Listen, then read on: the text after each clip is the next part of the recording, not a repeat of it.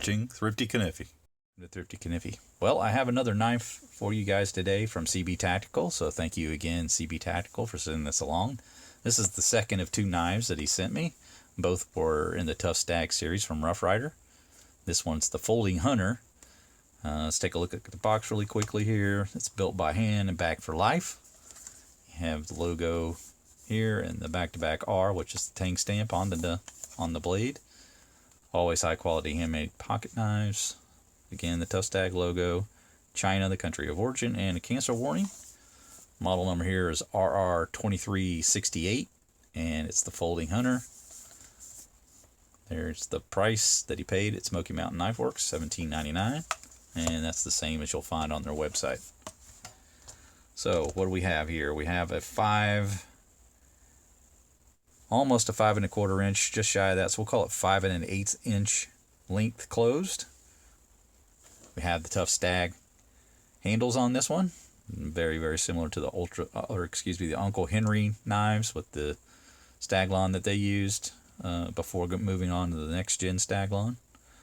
The color and of the brown and the sort of yellowish cream color there is almost identical. So if you're a fan of the older style Uncle Henry Staglon, you'll really appreciate the material they use for the handles here. Just that the Delrin style plastic that they used. You got nickel silver pins. You got the slant bolsters here. Here's got the RT, the rectal thermometer with the powder horn style end cap, and got the single thread on this side.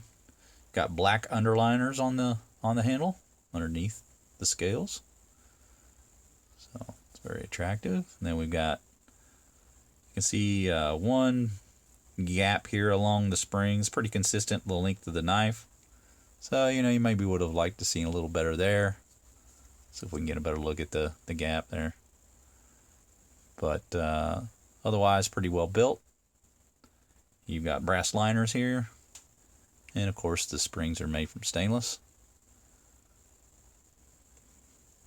But we've got the liner lock design for this guy on the clip point blade, which we'll take a closer look at. There's a downward view of it. You can see that it's well centered. Now this is an offset knife. The liner makes this side a little wider than the other, but the actual centering of the blade is perfect. And if we take a look at the clip point blade, you can see that we have a blade length of about 4 1/8. So a very stout blade, very large size blade, great for a folding hunter. Mirror finish on the blade, got match strike pull, got some swedging there. Seems to be very sharp. Feel like I need to be very careful how I handle the knife here. There's a look at that mirror finish and the swedging. And look at the profile of the blade. You can see how it tapers downward. And then a good look at that match strike pull and the blade edge. They did a pretty good job grind on this, and it feels pretty darn sharp. So they did a really good job sharpening this particular knife. Very even too. For a Rough Ryder, that's pretty fantastic. And there's a look at your blade etching there. It's got the 440 razor sharp steel etch on there. It's a 440A stainless blade.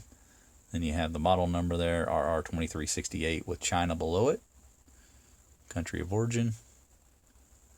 And if we look over here, we have the back-to-back R tang stamp.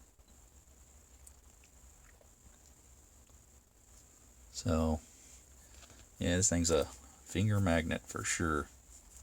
Those mirror polish blades. But very nice saber grind to the knife. Pretty attractive. They did a good job keeping that swedge away from the nail nick. So that looks like it's pretty well incorporated.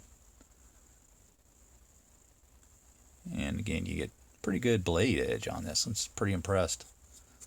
Feels better than most. I mean, let's do a little cut test just to see where we're at with this guy. Oh man, yeah, it felt sharp. It just really had that feeling. So This is definitely, this one's got some edge to it. They did a good job on the grind on that one. Liner lock, you can see, engages pretty deeply, but easy enough to release. Got a nice snap on it. The pull's pretty much ideal. I'd say that's about a 7. Good walk and talk. Locks up nicely. Not really any blade rock that I'm feeling left or right. Maybe just a touch. Just a touch of left and right, but up and down. Pretty darn minimal. So they've got that locked in there really good. Feels, you got plenty of grip on this handle. I mean, it's like I say, it's like a 5 1/4 inch closed length. So, you know, you can put your finger shy of that liner lock and still have plenty of room left over. So even the largest of hands won't have any trouble holding on to this sucker. So yeah, I always felt like that the value that you get for this particular pattern was pretty fantastic. I have the classic micarta in this particular pattern, and I think it was even less expensive than this one was when it came out. Probably, I think, closer to $15 range. And it's just a lot of knife for the money. I mean, you get a really stout knife with a large blade, and as I've shown you, it's razor sharp. You know, can fit in pretty much anyone's hand. Could see you using that for a large game kill, and using that as a skinner or something really big. You got a big old buck. You might be able to hammer that one out pretty quick. Yeah, it's just a large knife. What is this overall length? Let's see what we've got here. So call it 9 1/4 inches all told. But really happy with the action on it, the sharpness of the blade, build quality, and I just wish that gap was a little better, but couldn't live with that for $18. But again, thank you, CB Tactical, for sending this along. It's been a great talking to you and seeing you on RJ's Lives, and just really wish that we could see each other more often. Hopefully you'll get on there again soon. But I want to thank you for sending these along and thinking of me as recipient for these knives, and I really appreciate it. These have both been pretty nice. You know, I've never been a huge fan of the RT bolster, but outside of that, you know, these knives are very attractive, and I think the Tuff Stag is probably better than the Uncle Henry in my opinion. I like the way that they do the grooving on it better. So yeah, very large knife, one that you could carry in the back pocket. I can definitely see someone using this as a hunting knife.